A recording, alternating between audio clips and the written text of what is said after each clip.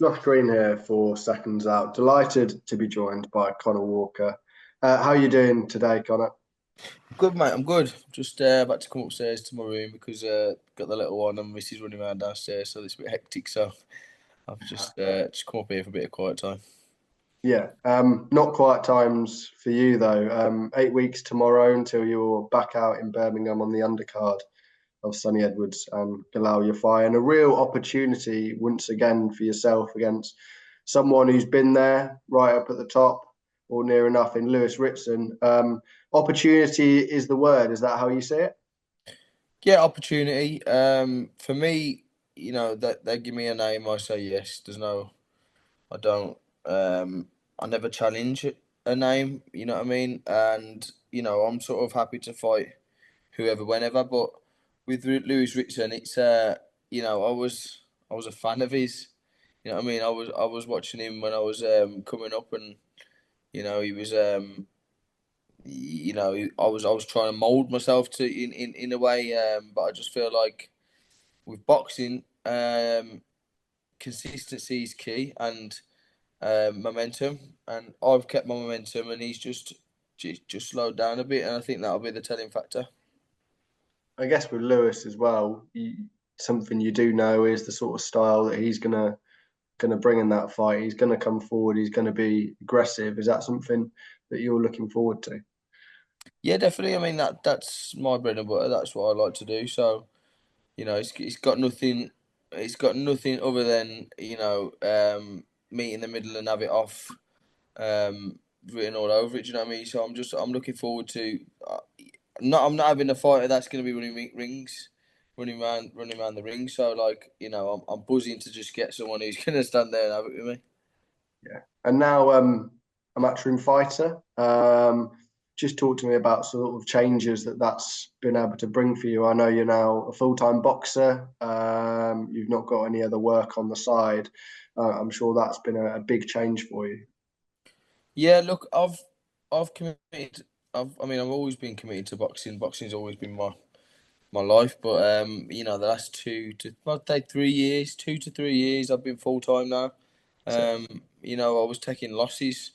But what happened was when I turned pro, I was travelling over to Manchester, staying there for the week. So I was full time then. But I just basically spunked all my all my savings to do it, and then I sort of was in a position where like I needed to come back here to work. So I come back here, started working again. Um, Managed to get my sponsors up to a level where I could sort of come off work.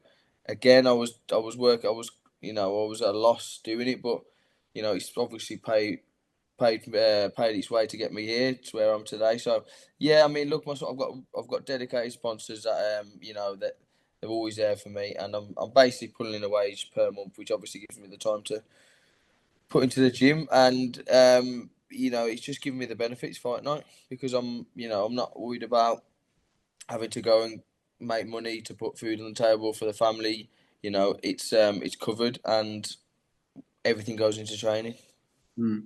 How different is the mentality sort of coming from more of the small hall circuit to now fighting on these bigger shows, especially down in Birmingham when you're on these matchroom shows and facing people of notable names, people like Lewis Crocker and obviously Ritson in a few weeks.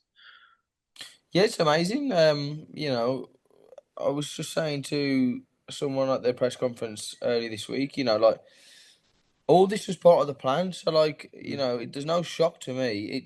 This was always part of the plan, and I wasn't going to stop until I got here. So for me, it's just it's all already written, and I know how good I am. So I was never going to stop until I got here. But now I'm here.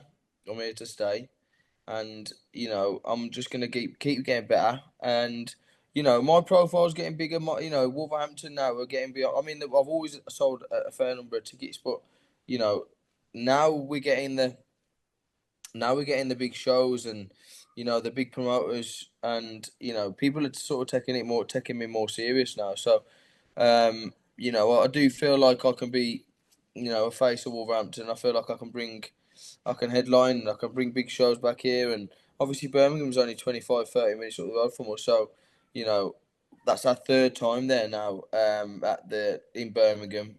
2 at Resorts World, 1 at the other venue.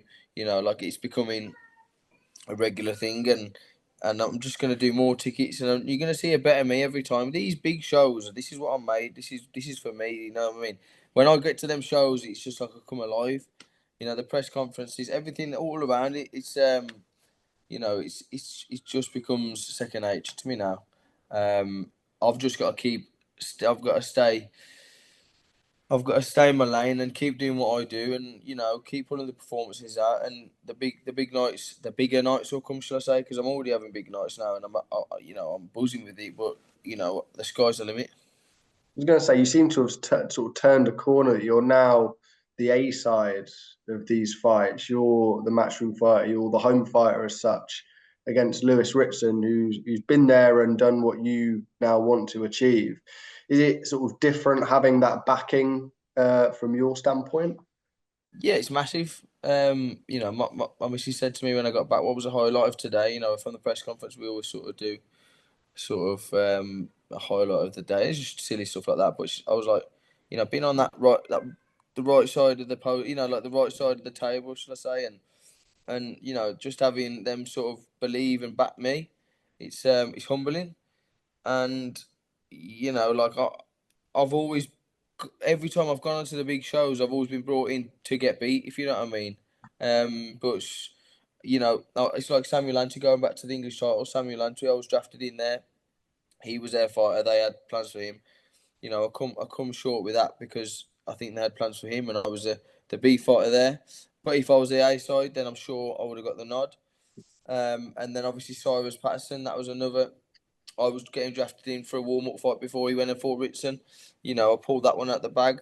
Crocker again, I was a champion, but yet I walked first, and you know, it's a kick in the teeth when you think of it. Me going as a champion, going walking first, and not getting the benefits of being the A side. Do you know what I mean? But me doing that has obviously gone and give me the nudge to be able to then, oh no, he's a serious boxer, and he can do you know, he can fight, and you know, so like it's a blessing. It is a blessing, but I've had to go through the trenches to get here.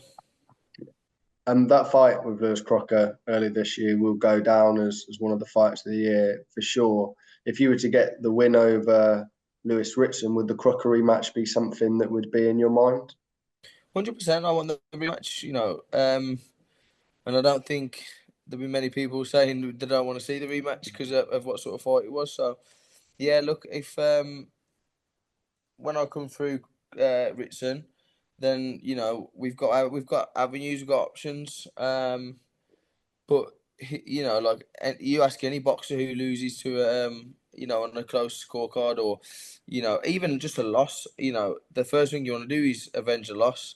So yeah, of course, I want that fight. There's talk of Lewis Ritson taking on Paddy Donovan over in Ireland. What would you make of that fight, and who do you think would come out the winner in that one? Ritson and Donovan. Crocker and Donovan. Sorry, did I say Ritson? Sorry, Crocker. Yeah, no, they're obviously that. So they're meant to fight at the end of the year, but I've spoke to my people, and I don't think they can come to an agreement. So I think it'll be start of next year. Um, but that fight, like I say, for me, it's a 50-50 fight because I do rate them both. If Crocker landed on Paddy, I think Paddy will be in trouble because he can tap, you know. But if Paddy has, you know, an outstanding night and can get on his bike for 10 rounds and pick his punches, and you know, but he has to be good. He has to be brilliant for 10 rounds. Crocker only has to be good for 15 seconds because you know, if he puts them together and he catches Paddy, I do think he can put him away. But the flip side of that is he can outbox Crocker because Crocker could get outboxed. So yeah, I think it's all down to who comes out in the night. Yeah, the top of the 147 division, particularly in the UK, you'd probably say was Conor Benn, despite sort of lack of activity, certainly in terms of the name value that he brings. But he's not really fought any of the British champions or any of the other top names. in the UK. Is that something you think could be aimed for and something that you think's achievable, a fight like that? 100%. Like, once when I was sort of fighting Crocker, he's obviously got the number 2 stamp in the UK. The next fight that makes sense for after that was obviously Conor Benn. Me and Conor Benn are friends. We talk, but at the end of the day, boxing's boxing, and sometimes you got to fight your friends. So yeah, like I'd 100% take that fight, and I'm sure the thing is with that sort of fight, he's got to be fighting someone with a name, with a title, something that's gonna, with me, him fighting me, it's high risk, low reward. So like that, it'd never happen. Eddie Hearn would never let it happen, and there's no point Conor Benn making it happen because, he's looking at the Eubanks, the former world champions, the sort of fights that are going to sell around the world. Just little old me from Wolverhampton's not gonna. He's not gonna do that at the moment. But the trajectory I'm on, they're the fights I'm after down the line. Of course, I'll take them tomorrow. But I understand boxing now, and I understand the business. So, I've got there's the steps you got to take before you can sort of.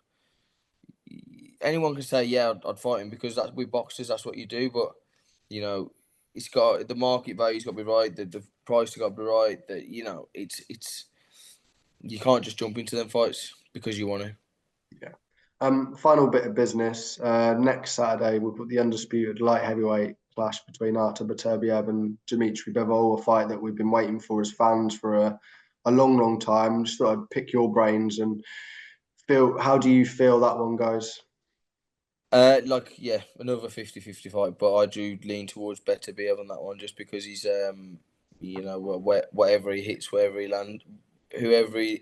he lands on, just seem to just break, So, and we've seen some clinches in Bivol's armour with the likes of Lyndon Arthur. I know he was negative on the fight and whatever, but I feel like at one point he did get hurt from Lyndon Arthur. I think it was a body shot. So, if Lyndon Arthur can do it, no offense to Lyndon Arthur, he's a great fighter, but Beterbiev's he's a handful, and I just believe that I've watched a lot of Beterbiev. I mean, I try and obviously take a lot from him because of the way I fight and the way he fights.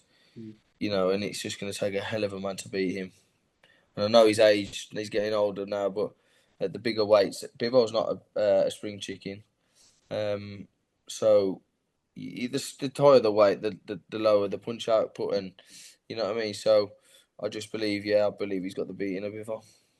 Good stuff. Appreciate the time, Conor, and best of luck on November 30th when it rolls around against Ritson.